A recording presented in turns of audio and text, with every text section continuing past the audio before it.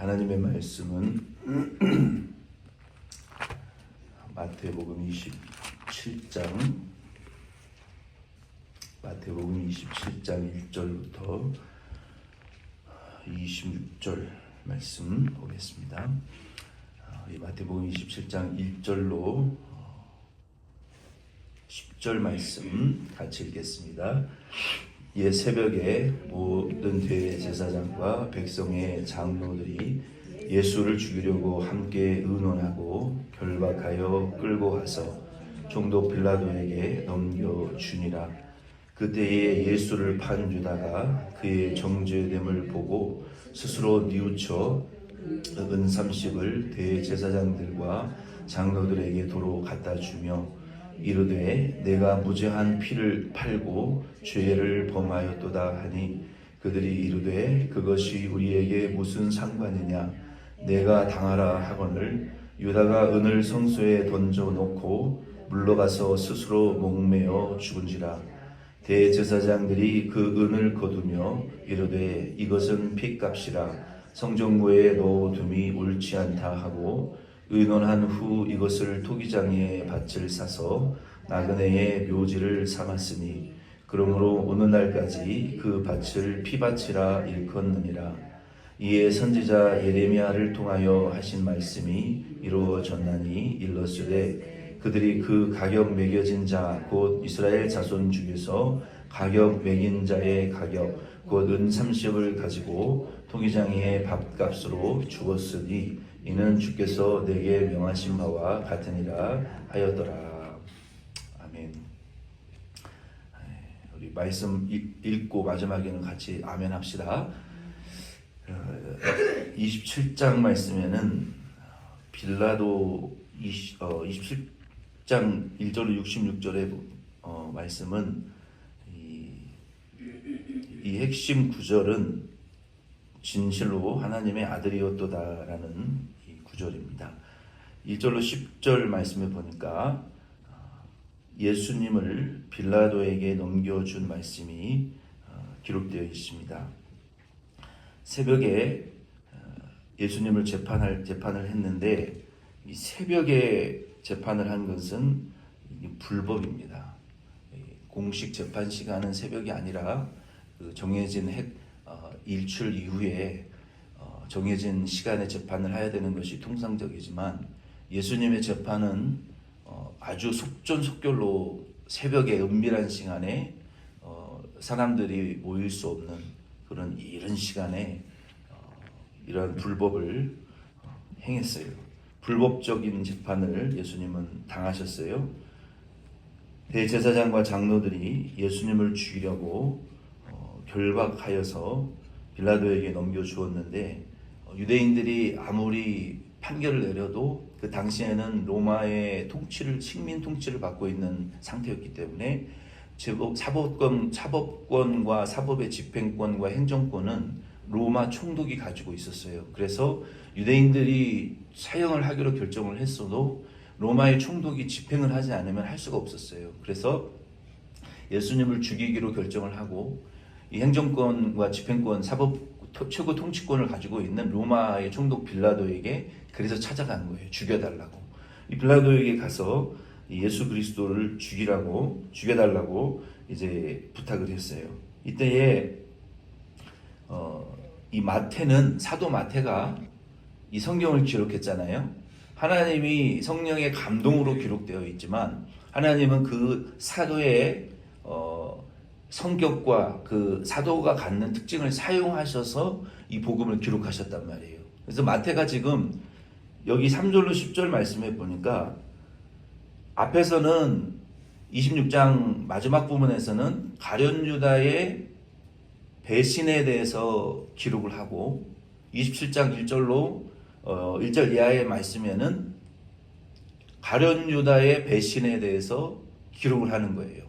우리가 이 독자 입장에서 이 두 사건의 내용을 비교할 수가 있어요. 앞에서 베드로의 배신은 통회와 눈물이라는 회개로 결론이 맺어졌어요.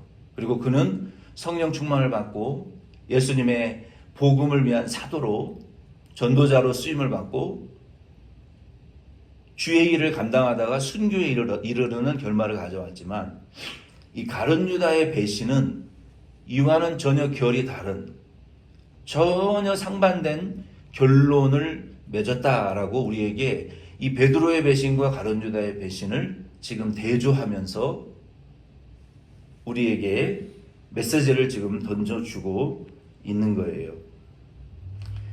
예수님이 사도 제자들을 끝까지 사랑하시고 악한 자인 줄 아시고 불특자인 줄도 아셨지만 끝까지 의롭게 대해주셨고 가룟 유다에게 공평하게 사랑을 베풀어 주셨어요. 오히려 더 친절과 은혜를 베풀어 주셨단 말이에요.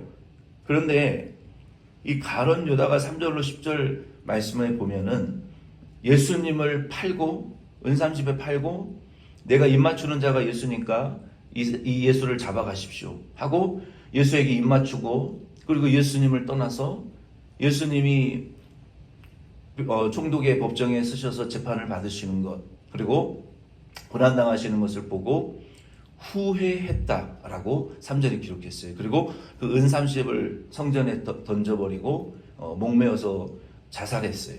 그리고 고통스럽게 고통을 당하다가 그 목매어 죽은 그 끈이 끊어져서 절벽 아래로 떨어져서 이 배가 창자가 찢어져서 다 흘러나와 정말 짐승만도 못한 그 비참한 죽음을 당하게 되었다라고 본문은 말하고 있어요. 여기 3절 말씀에서 우리가 이 묵상해야 될 부분은 무엇이냐면은 그러면은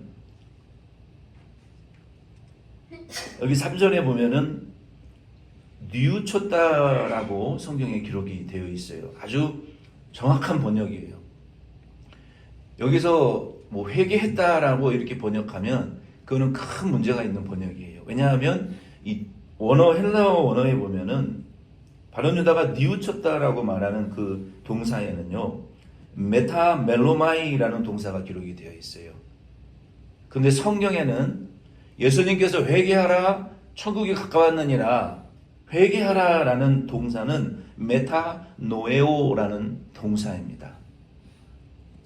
메타멜로마이하고 메타노에오라는 동사는 분명히 의미가 구분되어져 있는 단어예요. 그러니까 한국 이 성경에 후회하였다라는 성경 번역은 원어의 같은 번역이라고 볼 수 있어요. 이 메타멜로마이 가룟 유다가 했던 뉘우침이라는 것은 이 메타멜로마인데 이 메타멜로마이를 영어 NIV 성경에 보면은 remorse라고 했어요. remorse. remorse는 deeply regret or guilt for a wrong committed. 자기가 한 일에 대한 그냥 아주 깊은 후회와 안타까움과 아쉬움을 갖는 감정이라는 거예요. 그러니까 회개하고는 구분되어지는 감정이고 단어란 메타노에오라는 말하고는 완전히 구분되는 단어예요. 이 메타멜로마이 마음을 바꾸다, 후회하다, 의미적으로는 회개하다라는 의미도 부분적으로 있기는 해요. 그러나 후회하고 안타깝게 여기는 행동 이외에 더 이상의 발전된 행동이 없는 후회, 그것을 의미하는 거예요. 성경에 나오는 메타노에오, 회개하다라는 의미는 양심의 가책을 느끼는 것은 같아요. 후회하고 안타깝게 여기는 것까지는 같아요. 그러나 거기에서 우리가 어떤 단계로 나아가야 되냐면은 내 행동과 내가 죄인인 것도 알고 내 행동이 잘못된 것도 알고 내가 안타까움을 여기는 것과 후회하는 느끼는 것도 똑같지만 거기에서 이 죄를 용서해 주실 분이 속죄해 주실 분이 오직 유일하신 하나님의 아들 예수 그리스도이신 것을 믿고 예수 그리스도로 말미암아 속죄를 받고 그리고 그 단계에서 더 나가는 거예요. 속죄를 받을 뿐만 아니라 지적으로 지식적으로 이거는 죄이다라고 깨닫는 단계. 말씀이 하지 말라고 한 것을 했고 하라 한 것을 하지 못했다라는 그 지식적인 깨달음의 단계에 나아가는 그것이 회개이고 그리고 감정적이고 정서적으로 죄 때문에 안타까워하고 애통해하는 단계에 나아가는 거예요. 그리고 의지적으로는 내가 오른손을 잘라버리는 것처럼 내가 내 혀를 뽑아버리는 것처럼 내가 절대로 이런 말실수를 하지 말아야지. 이제 내가 이런 손으로 짓는 이런 손에 죄를 짓지 말아야지. 손을 잘라버리는 것처럼 내가 발로 짓는 죄를 발을 잘라버리는 것처럼 다시는 이런 죄를 짓지 말아야지. 이런 강력한 의지적인 결단이 동반되어지는 예수 그리스도의 복음 안에서 일어나는 그 속죄를 가리키는 거예요. 그리고 거기에서도 끝나는 게 아니에요. 변화와 회심에 이루어서 지금까지 가던 방향과 전혀 다른 방향으로 걸어가는데, 그 방향이 어디냐면 The Kingdom of God, 그러니까 하나님의 나라의 백성이 된 사람들이 하나님의 나라의 통치의 방법대로, 예수님이 말씀하신 하나님의 나라의 방법에 따라 이 땅에서 하나님 나라의 상급을 예비하는, 그리고 성령 충만함으로 교회를 위하여 복음을 위하여 사명을 감당해 나가는 제자의 길을 걸어가는 자들에 향하여서 메타노에야, 회개했다라고 말하는 것이지, 가룟유다와 같이 메타멜로마이, 그냥 양심의 가책을 느껴서 후회하는 상태에 머물러 있다가 자살해버리는 이런 상태는 회개가 아니라는 거예요.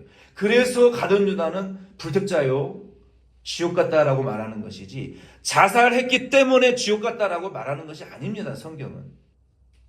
그가 한 행위는 메타멜로마이, 후회하고 안타깝게 여기는 데에 그치는 회개와 상관없는 행동을 했기 때문에, 믿음이 없었기 때문에 그거는 구원받은 사람이라고 할 수가 없는 거예요.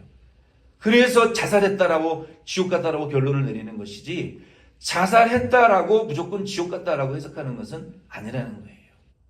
우리 그리스도인들도 이 단어를 통해서 회개라는 것은 그냥 양심의 가책을 느끼고 반성하고 후회하는 것이 회개가 아니구나라는 것을 분명히 깨달으시길 바랍니다. 이 회개는요, 굉장한 깊은 가르침이 있어요. 한 번 하고 끝나는 게 아니고, 그래서 이 메타멜로마이와 메타노에오라는 이 구분이 분명히 있다는 것을 저 여러분들은 아시기를 바랍니다. 그러므로 이 가룟유다는 회개한 사람이 아니에요. 그리고 제사장들도 그 가룟유다가 던져놓고 가버린 그 은 30에 대해서 그 예수를 죽인 핏값이니까 우리는 책임지지 않겠다 하고 아무도 책임지지 않으려고 했어요. 그러나 마태복음은 이 핏값에 대한 해석을 정확하게 우리에게 해석해 주십니다. 이 핏값에 대한 예언이 예레미야와 스가랴서에 정확하게 예언이 되어져 있어요. 그런데 예수님이 오시고 십자가에 못 박혀 죽으실 때 가룟유다의 배신과 그 은 30의 사건이 일어나지 않았으면 해석되어질 수가 없는 사건이에요. 예언이었어요. 근데 마태는 이 스가랴의 예언과 예레미야의 예언을 정확하게 끄집어내서 이 예언이 예수 그리스도에게 이루어진 사건이다라고 정확하게 해석을 해주고 있어요. 이 본문 말씀을 통해서. 스가랴, 먼저 이 핏값이라는 주제는 마태복음 23장 29절로 36절에 한번 나옵니다. 그 내용이 어떤 핵심 개념이 나오게 되냐면 선지자의 의로운 핏값에 대한 언급이 나와요. 이 선지자의 의로운 핏값을 유대인들이 예수를 잡아 죽이고 구약의 모든 선지자들이 흘린 의로운 피의 값을 나와 우리의 자손들에게 다 돌릴지언정 예수를 잡아 죽여라, 그렇게 말을 합니다. 그래서 거기에 나온 그 선지자들의 의로운 핏값에 대한 내용이 본문 24절과 25절, 이 사람의 피에 대하여, 예수 그리스도를 죽이는 피에 대하여 총독도 책임지지 않겠다라고 손을 씻어버립니다. 그 말씀과 연결을 시키는 거예요. 그리고 예레미야 19장 1절과 3절과 19장 1절로 3절, 예레미야 18장과 32장 말씀에 보면은 그 토기장의 돈으로 밭을 산다라고 예언이 되어 있어요. 흰놈 골짜기에 있었던 밭을 토기장의 밭을 사서 그 발굴을 해보니까 거기서 토기가 나왔기 때문에 토기장의 밭이라고 이름을 지었어요. 그리고 예레미야 19장 1절로 3절과 18장 32절 말씀에 보면은 그것을 사고 거기에서 토기가 나왔고, 그리고 스가랴 11장 12절로 13절 말씀에 보면은 불의한 자의 소득으로 산 그 소득은 하나님에게 온전히 쓰임받지 못하고 공공을 위한 나그네들을 매장하는 그런 그 공공의 유익을 위해서 사용되어져야 된다라는 예언과 연결시켜서 가룟 유다가 예수를 판 돈으로 성전에 집어던진 돈을 제사장들이 그것으로 토기장의 밭을 산 그 사건과 연결시켜서 예수 그리스도의 죽음이 그 은30에 유다 가룟 유다의 배신과 연결시켜진 그 예레미야와 스가랴의 예언을 통해서 예수 그리스도를 은30에 판 가룟 유다와 연결되어져서 구약의 예언이 그대로 우리에게 성취되어졌다라고 우리에게 그 예언을 우리에게 이 풍성한 이 예언의 성취를 우리에게 지금 보여주고 있는 거예요. 그래서 이 사건이 아니면은 이 두 예레미야와 스가랴의 예언은 구약에 갑자기 토기장의 밭을 사서 나그네를 위한 무덤을 산 이 사건이 절대로 해석되어질 이유가 신약의 근거가 없는 거예요. 그래서 이 예언이 그대로 이루어진 것을 우리에게 보여준 말씀이에요. 11절로 26절 같이 읽겠습니다. 예수께서 총독 앞에 섰음에 총독이 물어 이르되 내가 유대인의 왕이냐? 예수께서 대답하시되 내 말이 옳도다 하시고 대제사장들과 장로들에게 고발을 당하되 아무 대답도 아니하는지라. 이에 빌라도가 이르되 그들이 너를 쳐서 얼마나 많은 것으로 증언하는지 듣지 못하느냐 하되 한마디도 대답하지 아니하시니 총독이 크게 놀라워하더라. 명절이 되면 총독이 무리의 총원대로 죄수 한 사람을 놓아주는 전례가 있더니 그때에 바라바라 하는 유명한 죄수가 있는데 그들이 모였을 때에 빌라도가 물어 이르되 너희는 내가 누구를 너희에게 놓아주기를 원하느냐? 바라바냐 그리스도라 하는 예수냐 하니 이는 그가 그들의 시기로 예수를 넘겨준 줄 알미더라. 총독이 재판석에 앉았을 때에 그의 아내가 사람을 보내어 이르되 저 옳은 사람에게 아무 상관도 하지 마옵소서. 오늘 꿈에 내가 그 사람으로 인하여 애를 많이 태웠나이다 하더라. 대제사장들과 장로들이 무리를 권하여 바라바를 달라 하게 하고 예수를 죽이자 하게 하였더니 총독이 대답하여 이르되 둘 중에 누구를 너희에게 놓아주기를 원하느냐 이르되 바라바로소이다. 빌라도가 이르되 그러면 그리스도라는 하는 예수를 내가 어떻게 하랴? 그들이 다 이르되 십자가에 못 박혀야 하겠나이다. 빌라도가 이르되 어찌미냐 무슨 악한 일을 하였느냐? 그들이 더욱 소리질러 이르되 십자가에 못 박혀야 하겠나이다 하는지라. 빌라도가 아무 성과도 없이 도리어 밀란이 나려는 것을 보고 물을 가져다가 무리 앞에서 손을 씻으며 이르되 이 사람의 피에 대하여 나는 무죄하니 너희가 당하라. 백성이 다 대답하여 이르되 그 피를 우리와 우리의 자손들에게 돌릴지어다 하거늘. 이에 바라바는 그들에게 놓아주고 예수는 채찍질하고 십자가에 못 박히게 넘겨주니라. 아멘. 26절까지입니다. 빌라도가 예수님을 십자가에 못 박게 넘겨주었습니다. 예수님은 11절로 14절에 보니까 때리고 채찍질하고 또 몽둥이질하고 예수님 얼굴을 가리고 선지자 노릇하게 하고 모욕하고 조롱하고 침뱉고 머리를 때리고 폭행하고 정말 사망에 이르는 이러한 폭력이 계속 진행되면서 조롱하고 희롱할 때에 예수님 모든 답변을 다 하지 않으셨어요. 꼭 필요한 진리에 대한 답변만 하셨어요. 내가 유대인의 왕이냐? 결정적인 내가 유대인의 왕으로 오신 예수 그리스도께서 유대인의 왕으로 오셨기 때문에 내 말이 옳도다라고 예수님 증거하시고 예수님께서 정말로 중요한 그건 목적을 향해서 예수님은 한 걸음 다가가셨어요. 비록 제자들이 기도하라고 기도를 좀 시켜봤는데 기도 한 시간도 못하는 그들을 책망하지 않으시고 예수님 그들에게 조금씩 그들을 이끌고 가셨어요. 그리고 나중에 때가 돼서 성령을 받고 회개하고 그때 만들어졌을 때 쓰임받을 때 쓰임받기 위해서 그들을 내버려 두신 거예요. 그들을 조금씩 너무 강제로 끌지 않았어요.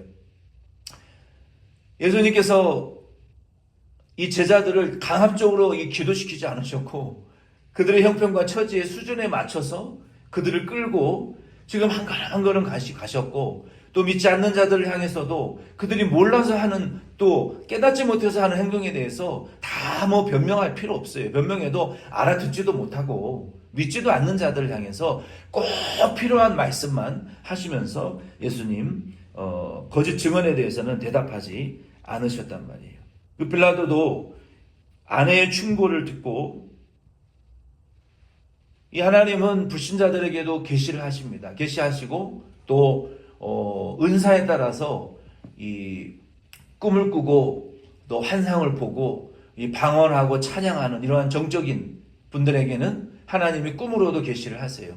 지적인 분들은 말씀을 읽고 묵상하고 깨닫는 가운데 계시하시기도 하시고, 의지적인 분들은 손과 발처럼 교회와 복음을 위해서 믿음과 신유와 권능과 능력으로 교회를 위해서 불가능한 일을 믿음으로 막 해내고, 병든 자에게 나가야 돼요. 바깥으로 나가서 막 손을 얹고 기도를 해야 돼요. 그분들은 앉아서 기도하고 성경 못 읽어요. 나가서 손 얹고 기도해야 돼요. 나가서 뭐 청소라도 해야 되고 봉사라도 해야 되고 손발처럼 일하는 은사가 있는 분들을 통해서는 이 일을 하면서 하나님 계시하신단 말이에요. 근데 이 불신자인 빌라도의 총독의 아내는 아마 정적인 사람이었던 것 같아요. 하나님이 꿈을 통해서 계시를 하시는 거예요.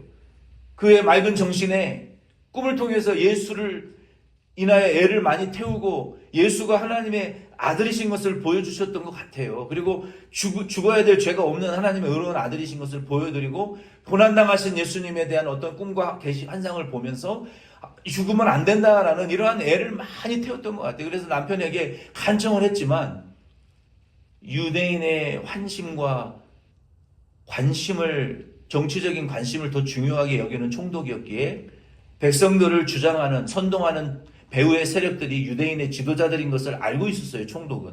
그래서 유대인의 정치적인 지지를 받아야 자기의 총독의 권한이 연장될 수 있기 때문에 예수를 죽이는 편이 차라리 낫겠다. 민족의 독립운동을 하던 홍길동과 같은 바라바는 살려주면 얼마나 유대인에게 인기를 얻겠어요. 민심을 사고 있는 홍길동과 같은 바라바는 살려주고 이번 기회에 유대인의 눈에 가시와 같이 죽여서 안달이 난 유대인들의 목표가 되는 예수를 죽여주면 얼마나 자기 정치적인 이 능력이 연장되겠냐는 거예요. 이 간사한 빌라도는 선지자들의 의로운 피, 제단에서 피 흘려 죽은 모든 제사장과 선지자들의 피를 우리와 우리 자손들에게 돌려라 하고까지, 이게 얼마나 끔찍한 저주입니까? 나와 우리 내 자녀들과 내 손주, 손녀들에게 하나님의 의로운 제사장들과 하나님의 아들 의로우신 예수를 죽인 핏값의 저주를 돌려라. 상상할 수도 없는 저주에 상상할 수도 없는 저주. 유대인들이 받은 그 저주의 핏값은요, 지금도 유효합니다. 그 예수를 잡아 죽인 선지자들의 피를 흘린 그 피의 저주가요, 지금도 끊어지지 않고 이어져 가고 있는 거예요. 회개하기 전까지는. 얼마나 무서운 저주인 줄 아십니까? 그런 저주를 함부로 자기와 자손들에게까지 막 그 예수의 피를 죽인 피의 저주를 뿌려놓았단 말이에요.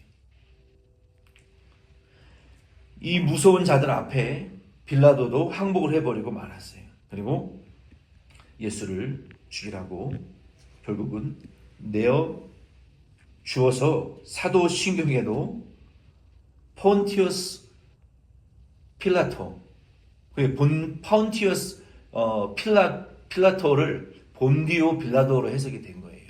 우리가 사도신경에 고백하는 본디오 빌라도에게 고난을 받으사, 이 저주의 문구가 본디오 빌라도에게 신앙을 고백하는 모든 자들에 의해서 이 저주의 문구가 암송되어지고 고백되어지고 있는데 얼마나 저주스러운 이름이 되었습니까?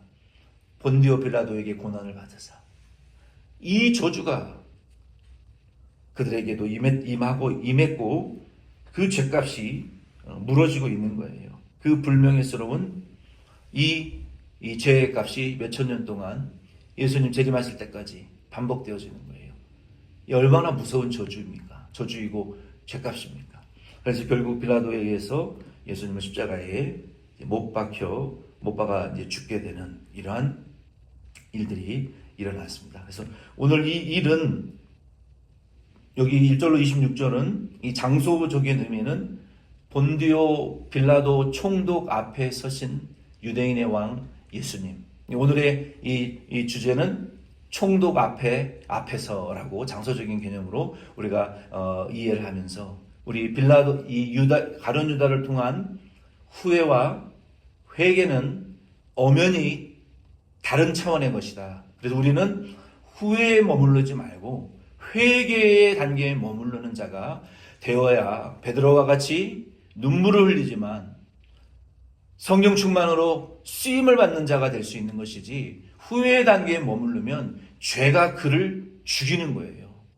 죄가 그를 자살하게 하고 용서받지 못했기 때문에 죄가 그를 고통스럽게 하고 결국은 견디다 못해 자살에 이르든지 우울증에 빠지든지 공황장애에 빠지든지 질병에 빠지든지 살인자가 되든지 간음자가 되든지 사기꾼이 되든지 뭐가 되든지 타락시켜버리거나 죽인단 말이에요. 죄가 그렇게 악한 것이 죄라는 거예요. 그러나 예수 그리스도 안에서 우리는 죄로 고통을 받고 힘들지만 양심의 가책을 받지만 예수 그리스도 안에서는 얼마나 영광스럽고 아름다운 순교자의 자리에 우리를 이르게 하시는 결말을 가져오는 것이, 회개와 후회는 차원의 다른 은혜를 우리에게 주신다는 것을 우리는 깨달으시길 바랍니다.